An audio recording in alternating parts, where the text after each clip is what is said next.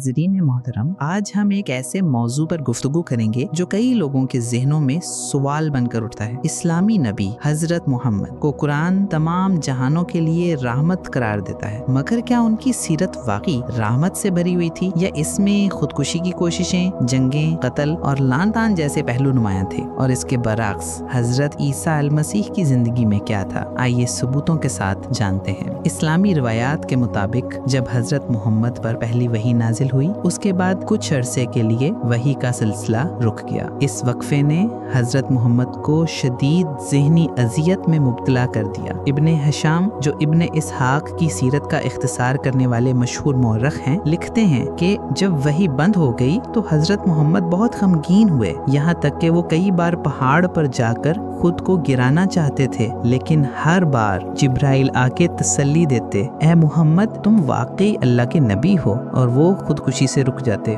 ये रिवायत अगरचे ज़ईफ समझी जाती है, मगर सीरत मुहम्मदी का हिस्सा है और इस्लामी माखज़ में बार बार नकल हुई है। अब सवाल ये है कि अगर हज़रत मोहम्मद को अल्लाह ने नबूवत के लिए चुना था तो वो इस कदर मायूस और खुदकुशी जैसे ख्यालात में मुब्तला क्यों हुए? कुरान का दावा रहमतल लिल आलमीन। कुरान में दावा किया गया है कि वमा अरसलनाका इल्ला रहमतल लिल आलमीन, हमने आपको तमाम जहानों के लिए रहमत बनाकर भेजा है। सूरतुल अंबिया आयत 107। ये बहुत बड़ा दावा है, मगर जब हम हज़रत मोहम्मद की अमली ज़िंदगी देखते हैं तो हमें जंग, कत्ल, सज़ा, लान तान और बदसलूकी जैसे वाक़यात कसरत से मिलते हैं। इस्लाम के बानी की ज़िंदगी का बड़ा हिस्सा जंगों में गुजरा। मदीना हिजरत के बाद तकरीबन हर साल कोई ना कोई जंग लड़ी गई। जंगे बदर कुरैश के खिलाफ लड़ी गई, 70 दुश्मन कत्ल किए गए, 70 कैदी बनाए गए। जंगे उहद हज़रत मोहम्मद को खुद चोटें आईं, उनके दांत शहीद हुए और खून बहा। जंगे खंदक,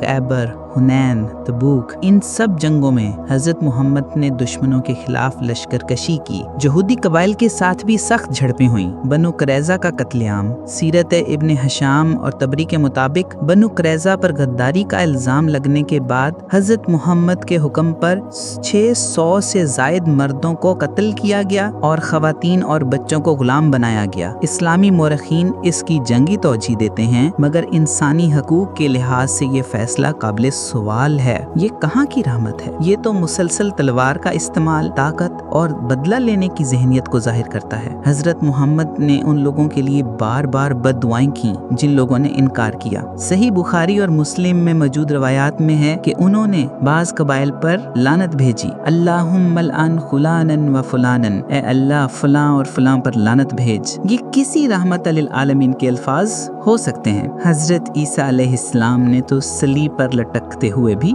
अपने दुश्मनों के लिए दुआ की, ए बाप इन्हें मुआफ कर, क्योंकि ये नहीं जानते कि क्या कर रहे हैं। हज़रत ईसा की जिंदगी पूरी मोहब्बत, अमन और सच्चाई पर मबनी थी। उन्होंने कभी तलवार नहीं उठाई, किसी को बद्दुआ नहीं दी, किसी को कत्ल नहीं किया। उन्होंने कहा जो तलवार उठाएगा वो तलवार से ही हिलाक होगा। मत्ती 26:52। उन्होंने सलीब पर जान दी ताकि गुनाहगार इंसानों को निजात मिले। इस्लाम का पेश करदा तसव्वुर खुदा तजादात से भरा हुआ है, जिसका नबी खुदकुशी का इरादा करता है, जो अपने नबी को जादू, जहर, जंग और खून रेजी से नहीं बचाता, जो अपने नबी से कहलवाता है कि मुझे जंग का हुक्म दिया गया है जब तक लोग कलमा ना पढ़ें। सही बुखारी। ये खुदा मोहब्बत नहीं, ताकत, डर और तशद्दुद का पैगाम देता है। मसीहियत सच, मोहब्बत और निजात का दीन है। मसीहियत वो दीन है जिसका निजात दहिंदा सब के लिए अपनी जान कुर्बान करता है, जो दुश्मनों से भी मोहब्बत का हुक्म देता है, जो दुनिया को अंधेरे से रोशनी में लाता है। मैं दुनिया का नूर हूँ, जो मेरे पीछे आता है वो अंधेरे में नहीं जलेगा। यूहन्ना 8:12। नतीजा ये निकलता है कि हज़रत मोहम्मद की सीरत, कुरान के दावे और इस्लाम का खुदा